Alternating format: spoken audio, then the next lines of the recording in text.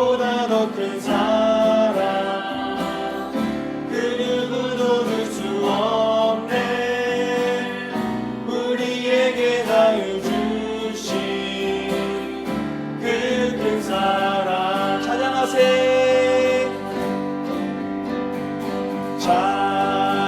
찬양하세 영원히 변치 않는 그 사랑 위대한 그 사랑 내 죄 씻었네.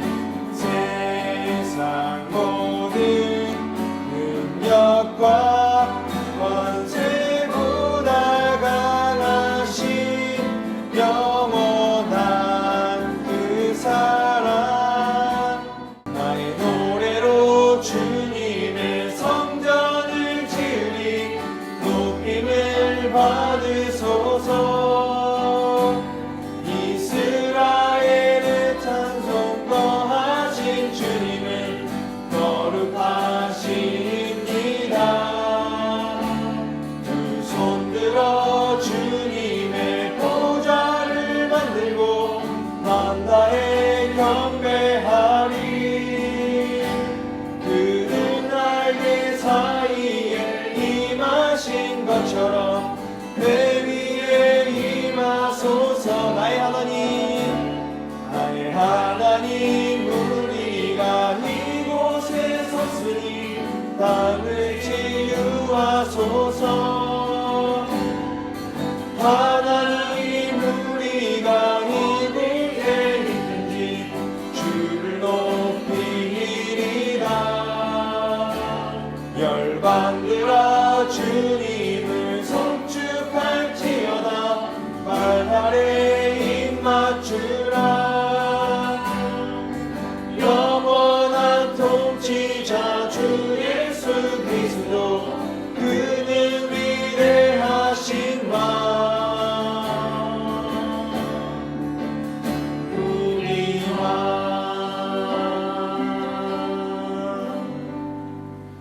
복된 날 주의 이름을 부르며 성도들과 함께 하나님을 예배하게 하신 은혜를 감사드립니다. 세상은 두려움과 분쟁으로 우리의 마음을 흔들지만 주님 안에서 평안을 얻고 합병을 이루려는 마음으로 살게 하시니 감사합니다. 계실의 계절을 허락하시고 우리의 마음과 삶 속에서도 소중한 것이 무엇인지 깨닫게 하시니 감사드립니다. 언제나 감사와 기쁨으로 열매 맺는 삶 되기를 원합니다. 말씀을 증거하시는 목사님께 강건함을 주시고 목양에 필요한 모든 것을 넉넉히 채워주시기를 기도드립니다. 오늘도 말씀을 통하여 우리의 영혼을 솟게 하시니 감사드립니다. 우리의 가정과 교회를 지켜주시고 병든 자에게 치유를, 마음이 지친 자에게 위로를, 길을 잃은 자에게 주님의 길을 보여주옵소서. 우리나라를 사랑하시는 하나님, 지도자들에게 지혜와 분별력을 주셔서 갈등과 분열 속에서 상처받지 않게 하시고 서로 존중하며 화해와 평화를 이루게 하옵소서. 정치적인 불균형이 복음의 진리를 앞서지 않게 하시고 이 나라의 참된 주인이 예수 그리스도이심을 늘 기억하게 하옵소서. 다시 오실 주님을 소망하며 예수님의 이름으로 기도드립니다. 아멘. 에베소 교회의 심부름꾼에게 이렇게 써보내라. 오른손에 7 별을 주시고 7 금촛대 사이를 거니시는 분이 말씀하신다. 나는 내가 한 일과 내 수고와 인내를 알고 있다. 또 나는 내가 악한 자들을 참고 내버려둘 수 없었던 것과 사도가 아니면서 사도라고 자칭하는 자들을 시험하여 그들이 거짓말쟁이임을 밝혀낸 것도 알고 있다. 너는 참고 내 이름을 위하여 고난을 견디어냈으며 낙심한 적이 없다. 그러나 너에게 나무랄 것이 있다. 그것은 내가 처음 사랑을 버린 것이다. 그러므로 내가 어디에서 떨어졌는지를 생각해내서 회개하고 처음에 하던 일을 하여라. 내가 그렇게 하지 않고 회개하지 않으면 내가 가서 내 촛대를 그 자리에서 옮기겠다. 그런데 내게는 잘하는 일이 있다. 너는 니골라 당이 하는 일을 미워한다. 나도 그것을 미워한다. 함께 읽겠습니다. 귀가 있는 사람은 성령이 교회들에 하시는 말씀을 들어라. 이기는 사람에게는 내가 하나님의 낙원에 있는 생명나무의 열매를 주어 먹게 하겠다. 아멘. 네. 여러분, 하나님의 뜻을 한번 상상해 보겠습니다.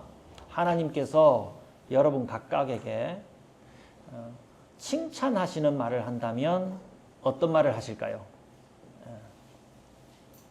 하나님, 저의 무엇을 기뻐하십니까? 라고 기도하듯이 한번 여쭤보시고요. 하나님이 나에게 누구야, 내가 너의 이런 점을 칭찬한단다. 내가 참 기쁘다. 라고 하실 것을 지금 적어 보세요. 저 우리 종이 있죠. 종이에 여백이 모처럼 많은데 거기에다가 하나님, 저의 무엇을 기뻐하십니까? 저의 어떤 점을 좋아하십니까?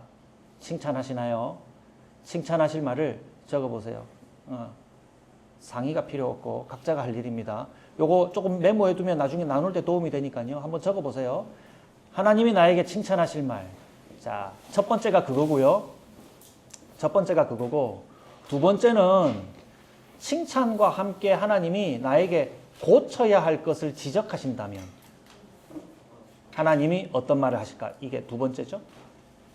이 두 번째. 칭찬, 사실 세 개인데요. 세 개 다 하려니까 시간이 없어서. 칭찬과 함께 고쳐야 할 점을 지적하신다면 어떤 말씀하실까? 여러분 써보시기 바랍니다. 저는 미리 써온 것이 있으니까 조금 쉬고 있을게요. 여러분 한번 적어보십시오. 2분 이상 드릴 테니까 천천히 한번 적어보세요. 자, 여러분 적어보셨어요? 예, 뭐 틈틈이 여러분 나중에 제가 설교할 때 적어보셔도 괜찮아요. 예. 제가 적은 거 한번, 저는 나눌 기회가 잘 없으니까 한번 얘기해 볼까요? 제가 이렇게 했어요. 주님은 저의 무엇을 기뻐하십니까? 라고 물으니까, 순재야, 내 아들 순재야, 나는 네가 어릴 적부터 네 하고 싶은 대로 살지 않고 하나님이 무엇을 가장 기뻐하실까 생각하면서 선택해온 내 마음이 고맙다. 지금도 욕망대로만 살지 않고 무엇이 가장 옳은 삶일까 고민하는 내 모습이 나는 기쁘다. 두 번째, 그런데 내게 지적할 것이 있다. 너는 너무 게으르다. 나에게 하겠다고 약속한 그 삶을 실행에 옮기는 것을 거의 잊고 살기 때문에 나도 얼마간 너를 다그치지 않았다. 그러나 뉘우치고 행동을 고쳐라. 그리고 화를 좀 내지 말아라. 네가 불같이 화를 낼 때는 꼭 딴 사람이 되는 것 같더라. 상스러운 말을 입에 올리고 사람들을 모욕하더라. 내 마음이 험악해지니 내 마음이 아팠다. 세 번째는 여러분들에게 주지 않은 미션인데, 세 번째는 약속이에요. 그래서 하나님이 약속하시는 것. 그러나 내가 너에게 약속한다. 네 마음에 내가 처음 심어주었던 그 기쁨과 설레임을 회복해라. 그러면 내가 뜻하는 것보다 더 큰 기쁨을 너에게 채워줄 것이다. 내가 너와 함께 기뻐해 주겠다. 라고 그렇게 약속하시는 것 같았습니다. 자, 여러분 이 세 가지 방식으로 주님과 교제해 보십시오. 기도하면서 하나님, 저의 어떤 것이 그렇게 기쁘셨어요? 저한테서 기쁜 것을 찾으실 수 있었어요? 그동안 저 잘했어요? 라고 물어보세요. 적어보실 수 있을 거예요. 그리고 지적하는 것, 그리고 지적하시는 것을 고쳤을 때, 그 우리 성경의 말로는 회개죠, 회개. 그것을 고치기로 마음먹고 태도를 바꾸었을 때 주님이 약속하시는 것이 무엇인지 한번 적어보세요. 자, 이 세 가지 방식으로 앞으로 만나게 되는 오늘 만나는 에베소 교회를 포함해서 7교회에 말씀하시게 돼요. 예. 주님의 칭찬과 지적에 우리가 관심을 가질 수밖에 없는 이유가 있는데 주님은 다 아시기 때문이에요.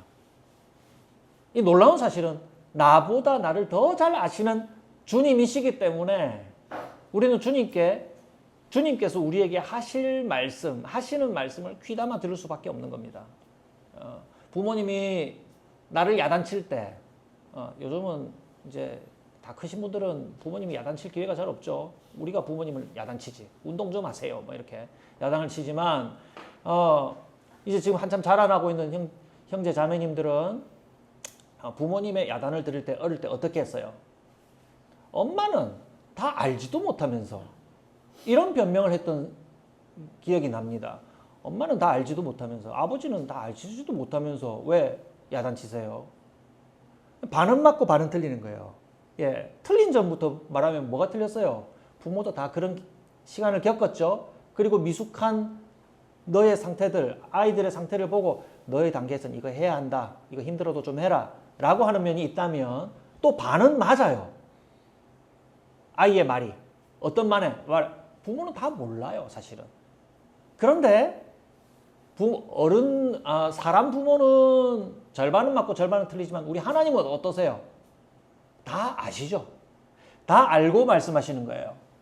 그리고 심지어 나조차도 파악하지 못한 나에 대해서 다 아시고 하는 말씀이시기 때문에 여러분 주님의 말씀을 들을 때 어떤 경우에 맞을 건가 생각해 보니까 마치 내가 나에 대한 심리 테스트지를 한 300문항 쭉 적어놓고 이제 결과지를 내가 받아들이려고 기다리는 마음. 나는 어디에 속할까? 뭐 여러분 좋아하는 뭐예요? MBTI? 뭐 그것보다도 더 세밀하게 나는 어디에 이제 속할까? 라는 것. 머리부터 발끝까지 아주 세밀한 촬영을 하고 난 다음 선생님 저 어때요? 저는 잘 뭐 안 보이는데 제 몸 상태가 어때요? 라고 기다리는 환자의 마음처럼 주님의 말씀에 귀를 기울이게 되는 것이 마땅하겠죠. 예, 그런 것입니다. 그래서 2장 3절 말씀해 보시면 에베소 성도들에게 하시는 주님의 말씀, 먼저 하시는 말씀을 한번 볼래요? 나는 내가 한 일과 내 수고와 인내를 알고 있다. 또 나는 내가 악한 자들을 참고 내버려 둘 수 없었던 것과 사도가 아니면서 사도라고 자칭하는 자들을 시험하여 그들이 거짓말쟁이임을 밝혀낸 것도 알고 있다. 여기 알고 있다 하신 말씀에서 뭘 느껴요? 주님이 칭찬하고 격려하시는 거잖아요. 너 잘 참아냈지? 내가 알고 있다. 그리고 너 이런 일들 너희들 성실하게 했지? 나 그것도 다 알고 있다. 잘했어. 내가 그것 때문에 기뻤어. 라고 말씀하시는 겁니다. 3절 말씀을 보세요. 너는 참고 내 이름을 위하여 고난을 견디어 냈으며 낙심한 적이 없다. 이렇게 말씀하세요. 당시의 교회는 박해받는 교회였어요. 일단 예수 믿는 사람은 세상에서 힘든 사람들이었어요. 고생을 감수하며 살아야 되는 사람들이 그리스도인들이었거든요. 예수 믿는다는 이유로 이유 없이 가두어졌고요. 매맞고요. 지금 이 편지를 쓰고 있는 요한은 반모 섬에 유배 가서 그 수용시설에 갇혀 있고 그리고 맡겨진 고된 일을 했다라고 그렇게 전해집니다. 근데 이 내용은요, 에베소 교회만 전해지는 것이 아니라 지난주에도 말씀드렸지만 앞으로 우리가 얘기를 하게 될 서머나 교회도 있고 버가모도 있고 두아디라도 있고 7교회에 있는 성도들이 다 있는 거예요. 7교회 성도들에게 다 공통되는 상황 중에 하나를 얘기하는 겁니다. 그리고 7교회를 기점으로 해서 7교회 이외에는 이 내용을 전혀 읽지 않는 것이 아니라 아이고 뜨거워라.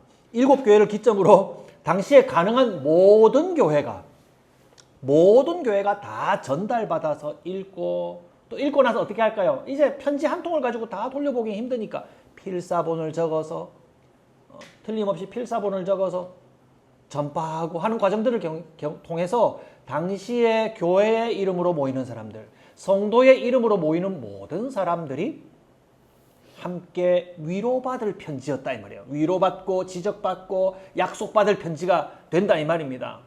예. 그래서 주님이 다 알고 계시다는 이 위로를 들었을 때 당시 박해받는 성도님들의 마음 가운데 어떤 마음이 찾아왔을까요? 주님이 다 알고 계시구나. 우리만 모르게 지금 소외되고 괴롭게 이 일을 당하는 줄 알았는데 주님은 다 알고 계시구나. 위로가 되었겠죠? 위로가 되었을 것입니다. 어떤 말씀을 떠올리고요. 예수님께서 우리 사람으로 오셔서 우리 친구와 같이 함께 거하시며 우리에게 가르쳐 주실 때 하신 말씀이 있어요. 너희가 나 때문에 모욕을 받고 박해를 받고 터무니없는 말로 온갖 비난을 받으면 너희에게 복이 있을 것이다. 너희는 그때 기뻐하고 즐거워해라. 하늘에서 받을 너희의 상이 크기 때문이다. 박해 받을 거야. 그때 너희는 기뻐해야 한다. 너희의 상이 큰 거야. 너희는 복이 있을 거야. 라고 주님이 친히 하신 말씀을 교회는 전해 듣고 직접 듣기도 하였고 전해 듣고 기뻐하였을 것이라는 생각을 합니다. 그러니까 주님께서 이 교회의 성도들이 현재 당하고 있는 괴로움을 알고 계시다 하니까 약속하신 주님께서 알고 계시다고 하니까 어떤 마음이 들겠어요? 아, 주님 다 보셨군요 하고 위로를 얻었을 거예요. 게다가 제가 좀 더 주목해 본 표현이 하나 있는데 주님의 평가는 이들에게 상당히 후해요. 3절 마지막 부분을 보면 마지막 부분을 보시면요. 이들이요. 낙심했다고 합니까? 낙심한 적이 없다고 합니까? 낙심한 적이 없다라고 그래요. 개역판 성경에는요. 너희가 게으르지 않았다 이렇게 얘기해요. 자, 두 개 다 함께 보면 재밌어요. 네, 게으르지 않았다. 낙심한 적이 없다. 사실 이거는 좀 비슷한 표현이거든요. 여러분 낙심하면요. 다음 일을 할 때 힘이 나요? 안 나요? 힘이 안 나요. 낙심하면 그냥 팔다리 늘어뜨리고 그냥 들어 누워 있어요. 넷플릭스 보고 유튜브 돌려보고 그냥 가만히 멍청하게 누워 있어요. 낙심했기 때문이에요. 다음 스텝을 할 힘이 없기 때문이죠. 그냥 게을르게 되는 거죠. 그리고 낙심한 모양이 되는 거예요. 당시 성도들이 게을르게 되고 낙심하게 되지 않았을까요? 그럼 오늘 우리의 경험과 비추어 본다면 그 사람들은 정말 전혀 낙심하지 않고 게으르지 않았을까요? 게을렀을 것 같아요. 낙심했을 것 같아요. 그런데 주님의 평가는 너희는 낙심하지 않았다. 이렇게 얘기하세요. 평가가 후하죠. 가끔 제 어머니 얘기를 드리는데요. 여러분 지겨우면 다시는 안 할게요. 제 어머니께 얘기를 했는데 제 어머니는요. 저에게 항상 후한 점수를 주세요. 그리고 주변 사람들에게 저를 자랑하는 얘기를 곧잘 들었는데요. 우리 순재는 말입니다. 아이가 상당히 정직해요. 비웃지 마시고요. 상당히 정직해요. 얘는 거짓말을 안 해요. 올바라요. 그렇게 얘기해요. 그래서 제 마음이 그 얘기를 들을 때마다 상당히 괴로웠어요. 저는 별로 안 정직하거든요. 예. 그리고 은큼하게 뭘 잘 숨겨두기도 하고요. 제 마음은 그렇게 바르지 않거든요. 근데 어머니는 만나는 사람에게 우리 순재가 얼마나 정직한지 아십니까? 하면서 묻지도 않았는데 막 아들 자랑을 막 하셔요. 예. 여러분, 저는 그래서 내가 안 정직한 것을 어머니에게, 안 정직한 것을 다른 사람들에게 들키지 않으려고 정직한 척하고 상당히 살아왔어요. 그게 오늘의 저의 모습입니다. 정직한 척, 그래도 상당히 저를 단속하면서 살아온 것. 당시에 성도들이 게으르기도 하고 낙심을 왜 안 했겠습니까? 주님 뭡니까 도대체 이거 우리 겪는 것이. 낙심했겠죠. 들어누워 있었겠죠. 당시에는 유튜브가 없으니까 유튜브도 못 보고 뭘 하면서 게으름 부리고 있었을까요? 그냥 들어누워가지고 아무것도 하지 못하는 그런 상황 가운데 있었을 거예요. 그럼에도 불구하고 주님은 그들을 향한 평가가 너희 게으르지 않았어. 너희 낙심도 하지 않았어. 여러분 이 말이 얘기하는 것이 뭘까요? 너희들 잘했어. 너 그만큼이면 잘했어 라고 얘기하시는 거예요. 내가 너희들 약한 거 다 알아. 너희가 박해받아서 정말 아무것도 할 수 없고 절망할 만한 상황 가운데 너희들이 서 있을 때에도 나 다 알고 있어. 너희가 할 수 있는 만큼 충분히 잘했다는 거 알고 있어. 그럴 수밖에 없지. 수고했다 하고 칭찬하시는 음성 아니겠어요? 주님은 잘한다고 격려하시는 거예요. 오늘 저와 여러분에게도 각자에게 허락해 두신 괴로운 삶이 있어요. 우리 부모님들은 자녀들에게 이런 실수하면 안 됩니다. 니들이 뭐가 그래 괴롭노? 포시럽게 커가지고 주는 거 그냥 받아 쓰면서 뭐가 니들한테 괴로운 게 있노? 그렇게 얘기하면 안 됩니다. 각자 자라나는 과정 가운데 그들의 마음 가운데 남겨져 있는 또 다른 아이들과는 다른 괴로움이 있죠. 왜 없어요? 부모님들은 자라날 때 안 그랬어요. 지나면 다 잊어버리잖아요. 괴로웠어요. 어떻게 할지를 몰랐어요. 그래서 게으를 수밖에 없었고 낙심하기도 했었어요. 예. 그런데 주님께서는요. 오늘 우리 각자에게 주어져 있는 모든 상황들을 다 아시고 잘 해내고 있다. 나중에 여러분 칭찬하는 말에 좀 써보세요. 어떻게 주님이 나를 위로하기를 원하시? 너 잘 해내고 있어. 괜찮아. 걱정하지 마. 라고 위로하시고 격려하신다는 사실을 여러분 기억하시기 바랍니다. 여러분 목사가 여러분들 불러가지고 잘 해내고 있어요 하면 아무런 위로가 안 됩니다. 똑같은 사람이고 별로 정직하지도 않다면서요. 별로 위로가 안 돼요. 그런데 예수님이 다 아시는 예수님께서 여러분들에게 어떤 따뜻한 칭찬과 격려를 해주실까요? 여러분 기도에 그걸 담아 보십시오. 그 기도를 여러분 써보십시오. 주님이 주시는 위로가 여러분들에게 넘쳐나서 새 힘을 주실 것이라고 믿습니다. 그런데 주님께서 이처럼 아끼시고 사랑하고 격려하고 하시는 그 교회에 나무라시는 말씀도 함께 더하십니다. 거기에 따라 너 지금 상당히 위험해 하시는 경고의 말씀도 이어서 오셔요. 가십니다. 그게 4, 5절의 내용인데요. 4절 말씀을 보시면 그러나 너에게 나무랄 것이 있다. 그것은 내가 처음 사랑을 버린 것이다. 5절 이어서 보겠습니다. 그러므로 내가 어디에서 떨어졌는지를 생각해내서 회개하고 처음에 하던 일을 하여라. 내가 그렇게 하지 않고 회개하지 않으면 내가 가서 내 촛대를 그 자리에서 옮기겠다. 이렇게 말씀하세요. 여러분 성도가 처음 사랑을 버린 것 이건 뭘 의미할까요? 우리 보통 처음 사랑 버렸다 하면 예전에 청소년기에 수련회 가가지고 주님 내가 주님 처음 만났을 때 그 사랑을 버렸어요. 내 주님 사랑해요 하면서 오로지 하나님 거만 매달리죠. 오로지 예수님 거만 매달려가지고 나 예수님 사랑 좀 많이 버린 것 같아. 예수님 많이 서운하셨죠.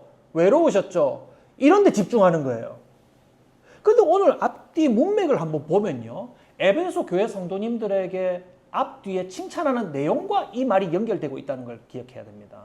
어떤 말을 먼저 했어요? 2절 말씀에 다시 보면 악한 자들을 참고 내버려 두지 않았던 것. 사도가 아니면서 사도라고 하는 자들을 그 거짓말하는 사람들이잖아요. 그 거짓말하는 사람들을 용납하지 않은 것. 그리고 그들을 잘 시험해서 사실을 밝혀낸 것.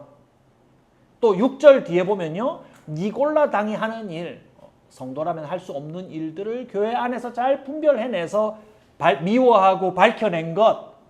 이것을 주님이 더불어 칭찬하셨다는 것을 기억해요. 그런데 너희가 핵심적인 것을 잘 못했다. 여러분 이단은요. 교회가 생겼을 초기부터 이단이 있었어요. 본문만 보아도요. 자기가 이제 예수님이 가신 지 이제 수십 년이 흘러서 이제 100년 전후에 이르게 되었으니까요. 예수님에게 임명을 받지 않았으면서 자기가 사도라고 주장하는 사람들이 많았다고 기록합니다. 오늘 본문에도 나오고요. 사도는 예수님이 직접 임명한 사람만 사도가 되거든요. 그런데 직접 보냄을 받은 자로서 임명한 사도가 아니라 나도 예수님이 날 사도로 임명했어 하면서 거짓말하면서 교회 안에서 잘못된 가르침을 전파하고 자기의 권위를 주장하는 사람들이 있었던 것으로 보입니다. 잘못된 메시지가 될 위험이 크죠? 지금은 우리가 성경이 완전하게 이루어져 가지고 전통 속에서 오랫동안 보아온 성경으로서의 권위를 우리가 당연히 받아들이고 있지만 당시에는 구약 성경, 예수님의 행적, 그리고 가르침, 그리고 사도들의 편지들이 모아져서 교회 안에서 권위 있게 받아들여진 역사가 길어요, 짧아요? 너무 짧죠. 짧기 때문에 그 이외에도 주님께서 내게 해주신 말씀이라고 주장하면서 이것도 성경이요. 이런 식으로 주장하면서 교회 안에서 사람들의 마음을 혼란하게 하는 사람들이 충분히 많았을 것으로 보입니다.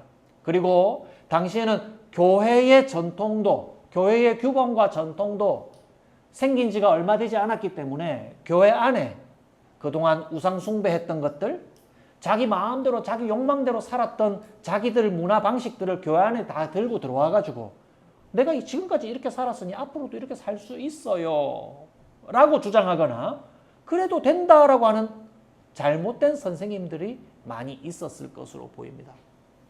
여러분 이런 초기 교회의 상황 속에서 에베소 교회의 예를 볼 때 교회 곧 성도들이 하나님의 교회 안에서 어떤 올바른 가르침을 받고 어떤 올바른 행실을 해야 되는가를 분명히 잘 세우고 그들을 잘 가르치고 분별해내는 일들이 중요했겠죠.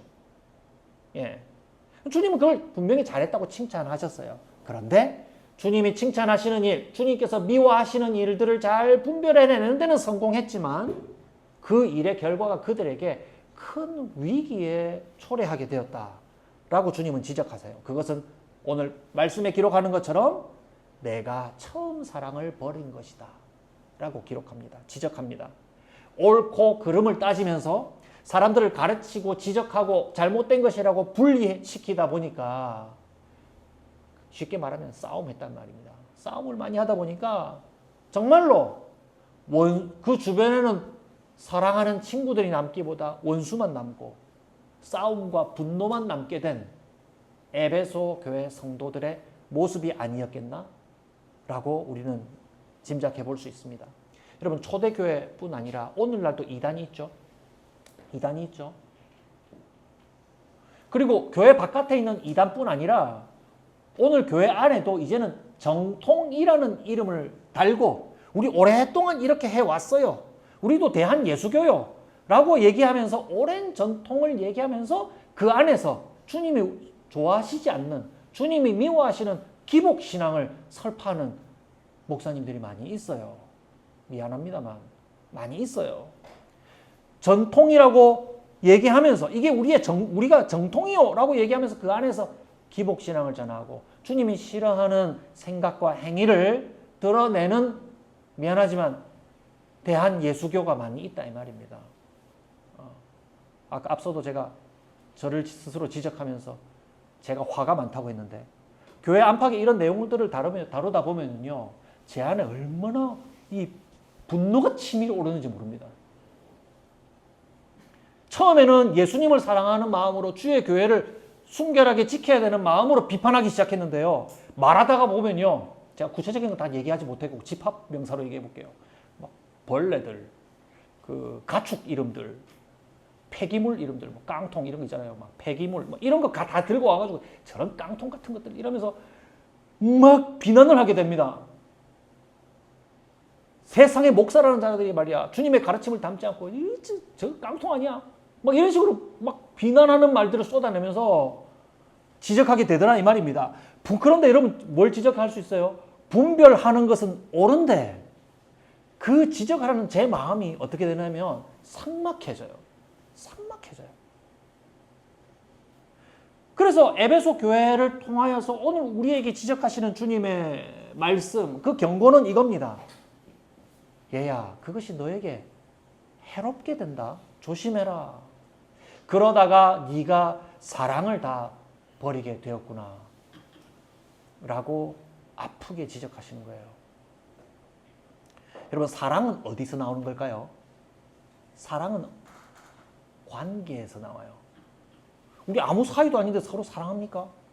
사랑 안 해요. 왜요? 부담스러워요. 거절합니다. 사랑은 관계에서 나와요.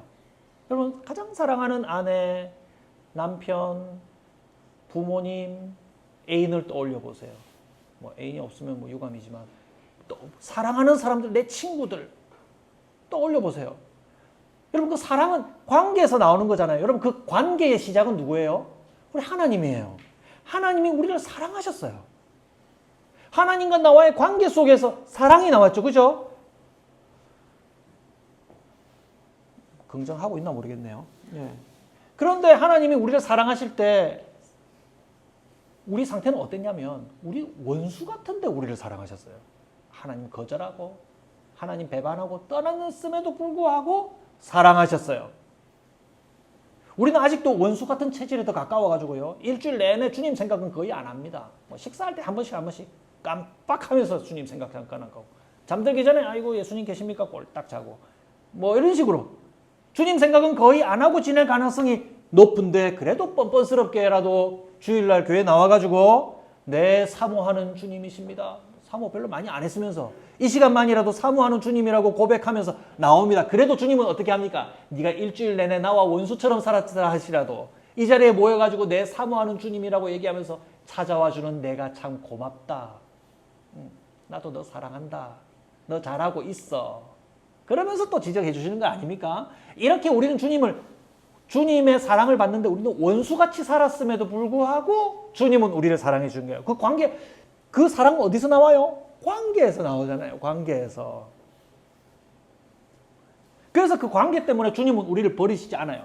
그런데 우리는 그 사랑을 받았다 하고, 여러분 사랑 알아요, 몰라요? 사랑 안다고 말하면서도 우리는 하나님 사랑은 별로 많이 안 닮았어요. 왜요? 원수들은 안 사랑하거든요. 미운 행동하는 사람들은 사랑으로 품기가, 우리는 어려운 체질을 갖고 있거든요.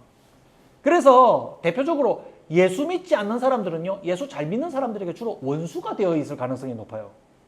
에휴, 저 원수 같은 것, 저 마귀 벌거지 같은 것들, 벌거지는 경상도 말이죠. 예.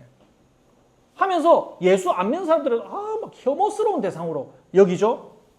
잘한다는 얘기 아닙니다. 잘못하고 있는 거죠. 그들의 모든 행위들, 때때로 그들이 벌받고 홍수가 나고 불이 나고 뭐 이런 일들이 발생하면 저 봐봐, 안에 저 예수 안 믿고 이상한 짓 하는 사람 분명히 많았을 거야.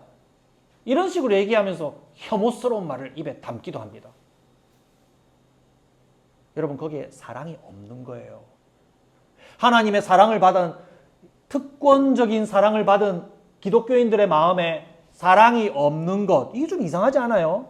사랑은 하나님을 향한 사랑과 내가 나와 좀 상관이 없어 보이고 심지어 원수처럼 보이는 사람들에게 보여야 할 사랑, 이게 따로 구분되지 않아요. 사랑은 하나님에게서 온 사랑뿐이에요. 하나님에게서 받은 그 사랑을 사랑의 원천으로서 관계 속에서 사랑을 받았는데 우리는 원수를 사랑에 담지 못해요. 사랑하지 않는 거죠. 그렇기 때문에 그 사랑을 우리에게 담지 않았기 때문에 여러분, 그 사랑을 모르면 우리는 하나님을 잘 알았다고 말할 수 있을까요? 하나님을 알았다 할 수가 없어요. 사랑하지 않는 사람은 원수까지도 품을 수 있는 사랑을 마음에 품지 않으면 우리는 사랑하지 않은 것이고 하나님의 사랑을 우리의 마음에 품지 않은 것이에요. 그래서 우리는 하나님을 잘 알지 못하는 사람인 거예요. 자, 이제 제가 얘기하고자 하는 곳으로 왔어요. 사랑을 품지 않으면 여러분 신자 맞아요? 사랑을 모르면 하나님을 잘 모르기 때문에 그 사람을 신자라고 말해 줘야 할까? 하나님이 지금 에베소 교회를 향해서 너 상당히 위험한 지경까지 왔다라고 경고하시는 것이 바로 이 지점이라 이 말입니다. 사랑이 없어졌네. 너 내 일을 열심히 수행하는 거 참 잘했다 칭찬하는데 지금 너 위험하다. 네 마음속에서 사랑이 사라져버리고 있어. 신자가 아닌 거야. 그러면 너도 나를 버리는 셈이 되는 거야. 라고 주님은 경고하는 겁니다. 5절 말씀을 보세요. 어디에서 문제가 생겼는지 잘 생각해내서 회개하고 행동을 고치라 이 말입니다. 처음에 하던 일을 하여라.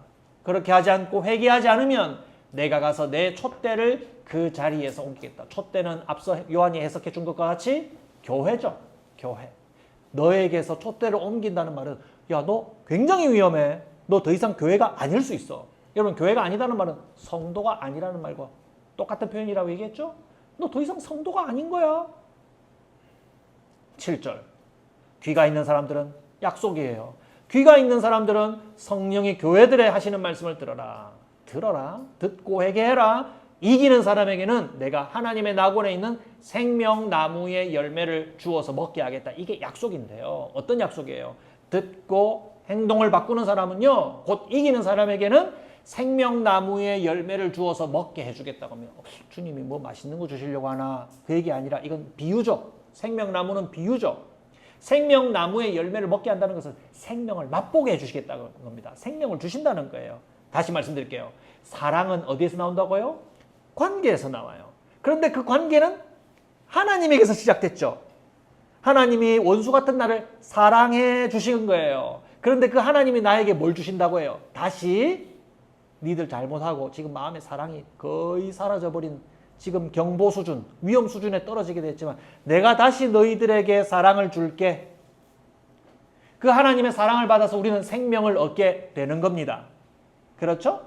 그게 바로 생명이야. 그런데 너희 속에 사랑을 혹시 두지 않으면 어떻게 될까? 나를 내 마음속에 머물게 하지 않는 거야. 그럼 너희는 더 이상 나와의 관계를 부인하게 되는 불신자가 되는 거랑 똑같아. 생명이 있을까요? 생명이 없어. 라고 주님이 얘기하는 겁니다. 그래서 이것은 지금 그렇게 하면 나중에 줄 게가 아니라 너희가 사랑을 회복하면 곧 생명나무의 열매를 맛보게 되는 거야. 생명을 맛보게 되는 거야. 라고 주님이 강조해 주시는 겁니다. 그렇기 때문에 누구든지 여러분 사랑하지 않는 사람은 그 안에 생명이 없다는 것을 기억하십시오. 제가 여러분들에게 지적할 때 뭔가를 개인적으로 지적할 때 사랑이 없어 보이면 속마음으로 생각하세요. 아이고, 생명력이 없으시군요. 누군가가 옳은 것을 지적할 때 거기에 사랑이 있나 없나를 잘 보세요. 안타까움이 있나 없나를 보세요. 사랑이 없으면 생명이 없는 거고 그 사람은 위험한 지경에 빠지고 있는 것입니다. 말씀을 맺겠습니다. 주님이 우리에게 주시는 칭찬과 오늘의 경고가 무엇입니까? 첫 번째는 하나님은 우리 상황을 다 아시고 괜찮다, 잘하고 있다 격려하십니다. 오늘 말씀 마지막 말씀에 보면 너희들이 상당히 실패했지만 내가 너희들이 회개할 기회를 줄게. 이기는 너희들에게는 다시 생명나무의 열매를 맛보게 해줄게. 내가 너희를 사랑해 줄게. 라고 주님이 약속하시죠? 예. 오늘 우리가 당하고 있는 모든 어려움 속에서 우리는 게으를 수도 있고 낙심에 빠질 수도 있어요. 그러나 주님은 우리를 어떻게 격려하세요?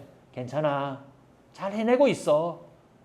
라고 칭찬하며 붙들어 주신다는 것을 기억하세요. 두 번째는 그런데 이런 사랑을 받는 우리의 마음도 역시 주님처럼 넉넉한 사랑이 되어 가야 할 과제가 주어집니다.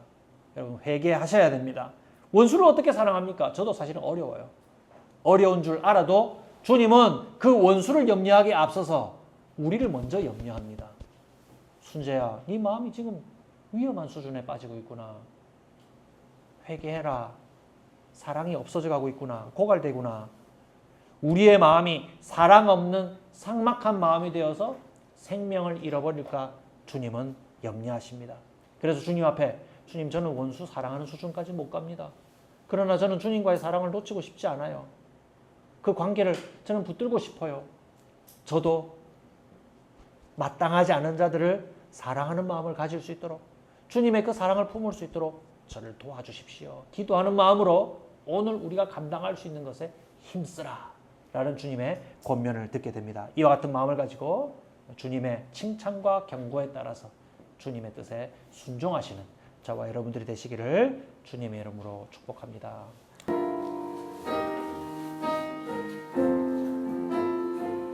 주님 다시 오실 때까지 주님 다시 오실 때까지 나는 이 길을 가리라. 좁은 문 좁은 길 좁은 길 나의 십자가 지고 나의 가는 이 길 끝에서 나의 가는 이 길 끝에서 나는 주님을 보시라. 영광의 내 주님 영광의 내 주님 나를 맞아주시라. 아멘. 주님 다시 오실 때까지 주님 다시 오실 때까지 나는 일어나 달려가리라. 주의 온 땅 덮을 때 나는 일어나 노래하리. 내 사모하는 주님 온 세상 구주시라. 내 사모하는 주님 내 사모하는 주님 영광의 왕이시라. 영광의 왕이시라. 주님 다시 오실 때까지 주님 다시 오실 때까지 나는 이 길을 가리라. 좁은 문 좁은 길